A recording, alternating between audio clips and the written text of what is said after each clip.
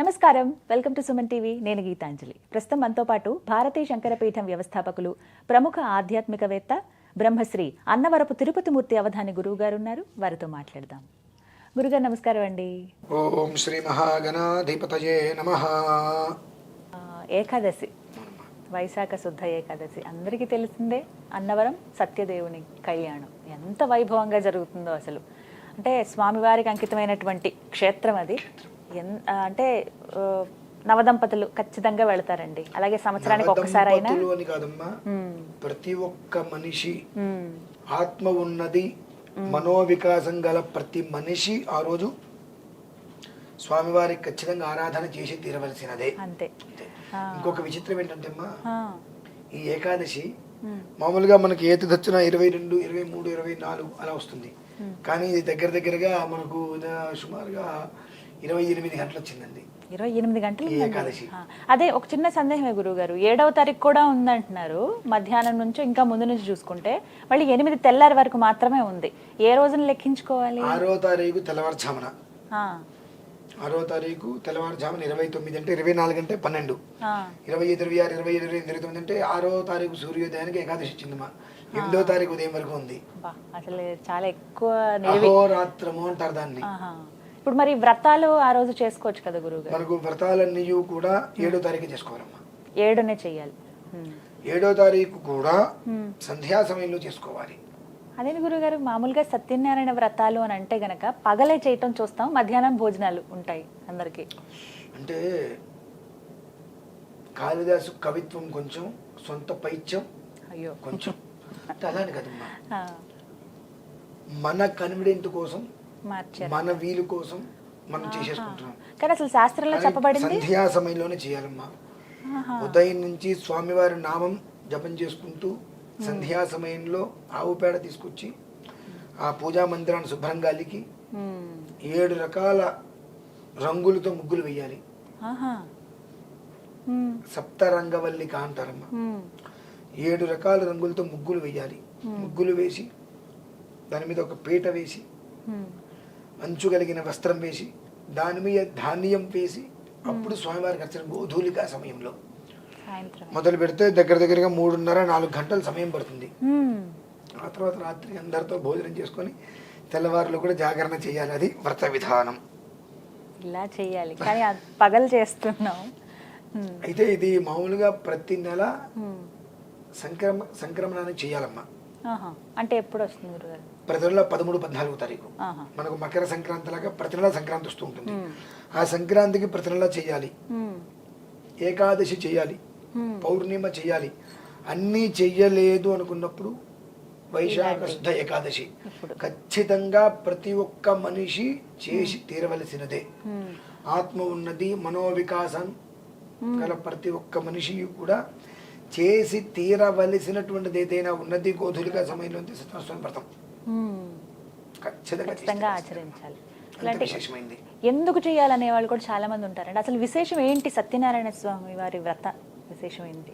ఇప్పుడు ఉపనయనం దేనికి చేస్తారమ్మా? వివాహం కావడం కోసం.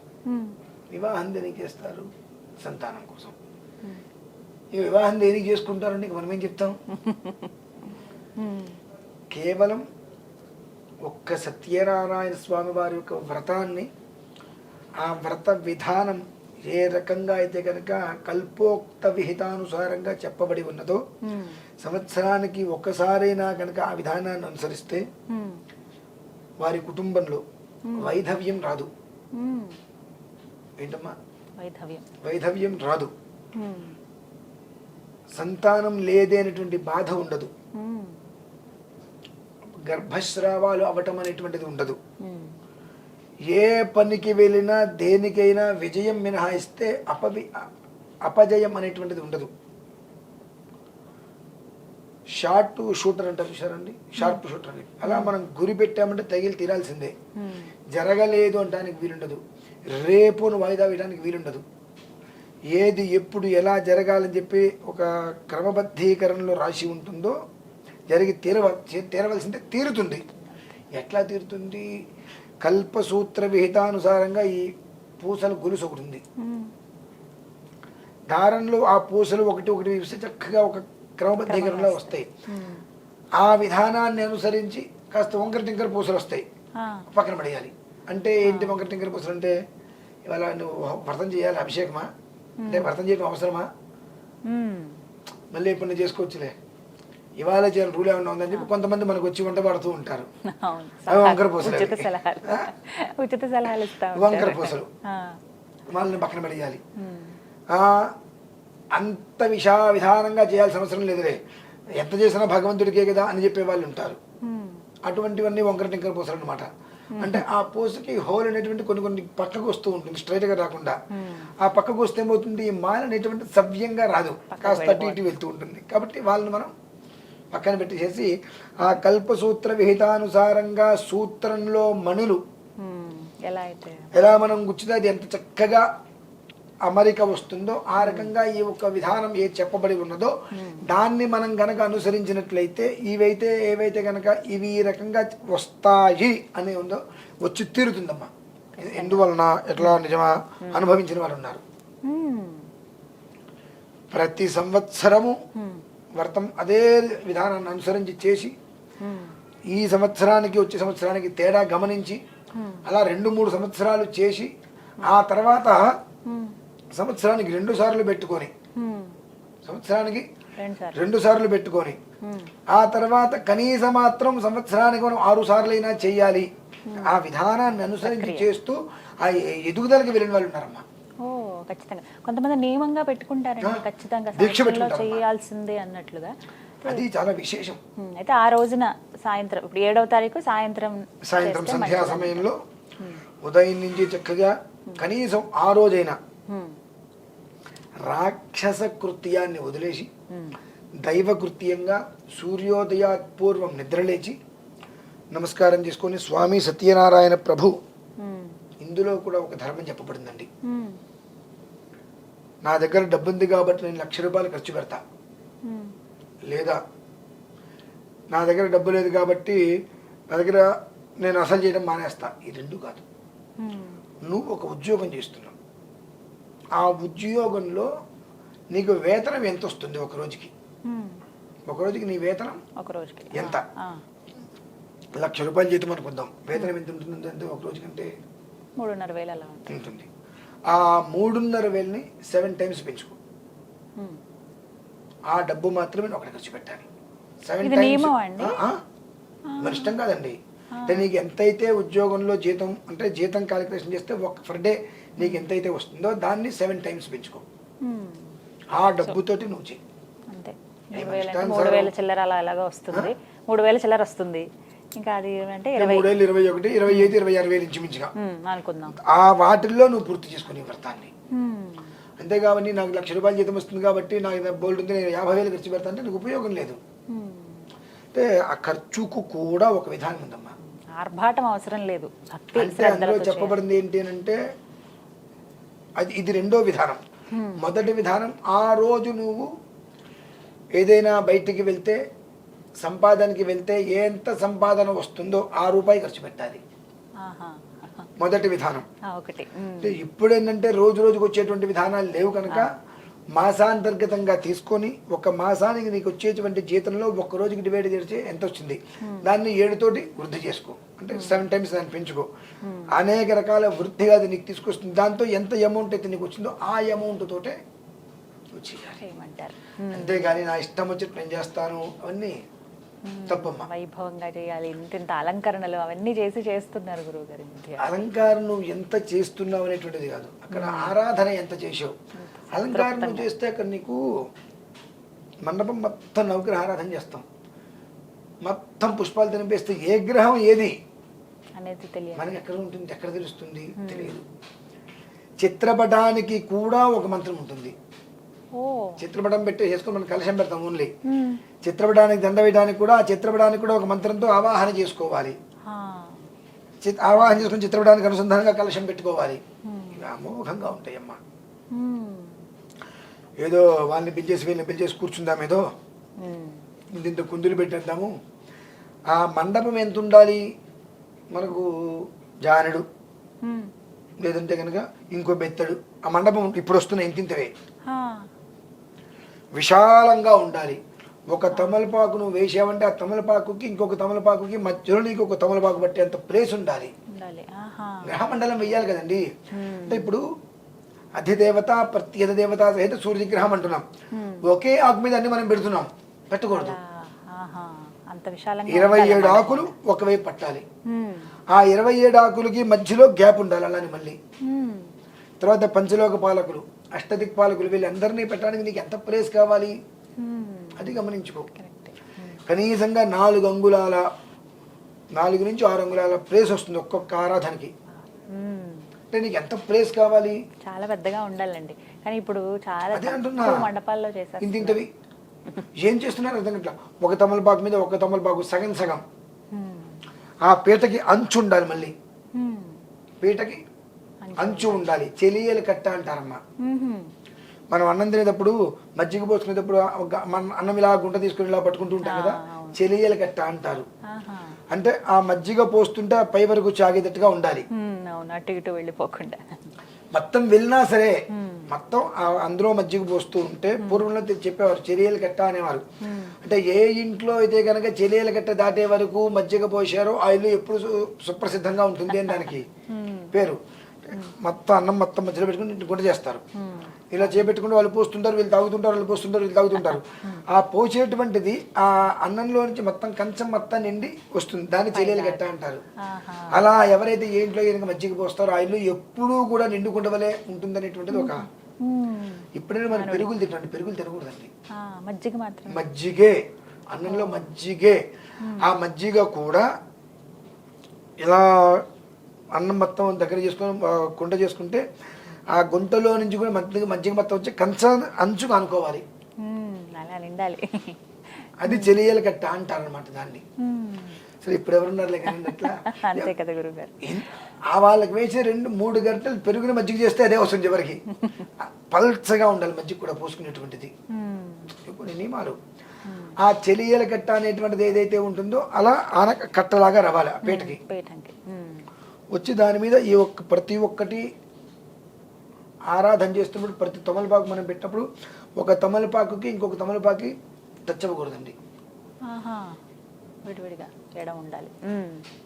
ఆ మాత్రం మధ్యలో నీకు ప్లేస్ అంటే అదే ప్లేస్ అనేటువంటిది లేకుండా నువ్వు ఒకదానికి ఒకటి ఆనిచ్చి పెడితే అది అంటవుతుంది. అదేంటండి ఎట్లా? ఓకే, ఇలా ఆనిచ్చి పెడతాం ఒకదానికి ఒకటి. ప్రతిదానికి నివేదన ఉంటుంది. ఇక్కడ నువ్వు ఇక్కడ పండు ఇక్కడ ఒక పత్రం పెట్టి నివేదన పెట్టినప్పుడు ఒకదానికి ఒక టచ్ అయినప్పుడు ఏమవుతుంది మొత్తం అంతా. కనీసం ఇక్కడ సూర్యుడు, ఇక్కడ అధిదేవత, ఇటు ప్రత్యేక దేవత, ఆ ముగ్గురికి కూడా మధ్యలో ఒక్కొక్కటి కానీ తక్కువ తక్కువ 1.5-2 అంగుళాల ప్లేస్ మనకు ఉండాలి. ఉండాలంటే దానికి ఎంత పెద్ద ప్లేస్ కావాలి అంటే మన ఆలోచన ఉండాలి. అంత పెద్ద ప్లేస్ వస్తే ఆయన కూర్చోడానికి ప్లేస్ కావాలి కదండి ముందు. అంత పెద్ద కలశాన్ని పెట్టి స్థాపించినప్పుడు ఇంత విధానం ఉంటేనే. నేను 3 సార్లు 4 సార్లు చేయించి అంత విధానంతో అంతే 4x4 తీసుకొచ్చేసారండి. బల్లపీట చేయించేసుకున్నారు వాళ్ళు. 4x4 ఇంత ఎత్తు బల్లపీట. భూమికి సుమారుగా ఒక 6 అంగుళాలు 7 అంగుళాలు ఉంటుంది బల్లపీట. చక్కగా చేయించేసుకొని ఆ పైన 1.5 రంగుల మందంగా బద్ద వేయించేశారు. ఎంత ఆనందం అనిపించిందో అసలు. చక్కగా విశాలంగా ఇక్కడ కూర్చొని ఏ దిక్కుగా ఆ దిక్కుకు వెళ్ళి మనం అక్కడ అర్చన చేసి ప్రతిదాని అర్చన ఉంటుంది. 4.5 గంటలు పడుతుంది. రథమండి అదేంటి గురువు గారు మరి ఇప్పుడు చూస్తున్నాం కదా 2 గంటల్లోనే 4.5 గంటలు పడుతుంది. పూర్వదిక్ భాగం ఇంద్రుడిని ఆవాహన చేసినప్పుడు అక్కడ ఆయనకి మొత్తం సపరివారాలన్నీ అక్కడ చేసి అక్కడ ఆయనకి నివేదన పెట్టాలి. అక్కడ హారతి వాళ్ళు అన్నీ చేసుకొచ్చిన తర్వాత సమిష్టి పూజ ఉంటుంది. మళ్ళీ 2 విధానాలు ఉంటుంది పూజలు, మన ఇష్టం కాదు.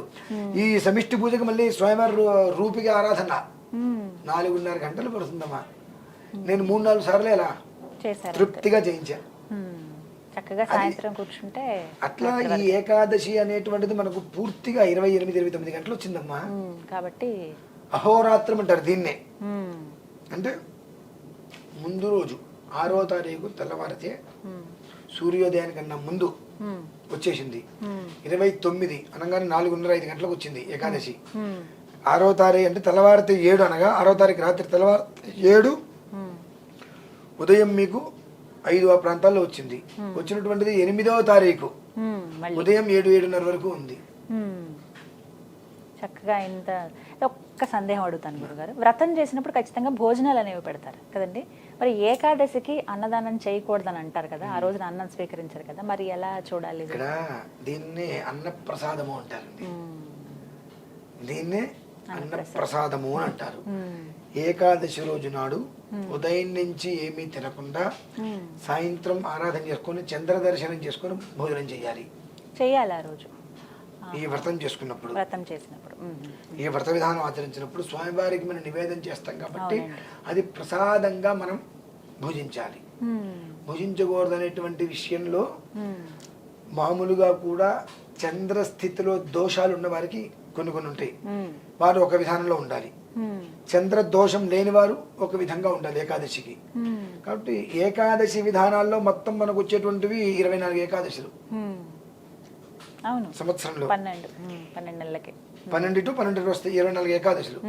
నెలకు 2 వస్తాయి కదండి, 24 ఏకాదశులు. ఈ 24 ఏకాదశులలో రాత్రిపూట భోజనం పనికిరాని ఏకాదశులు ఉన్నాయి, ఖచ్చితంగా రాత్రి భోజనం చేసి తీరవలసిన ఏకాదశులు ఉంటాయి. నందతిథి, రిక్తతిథి, భద్రతిథులాగా వచ్చినప్పుడు ఆ తిథిని అనుసరించి ఆ విధానం మనకు వస్తుందమ్మా. ఏకాదశికి వచ్చేటువంటి వారాన్ని అనుసరించి కూడా చంద్ర నక్షత్రం వల్ల ఏం చేయాలి, ఏకాదశి అంటే చంద్రబలం పెరగాలంటే ఏం చేయాలి, కొన్ని ఉంటాయి.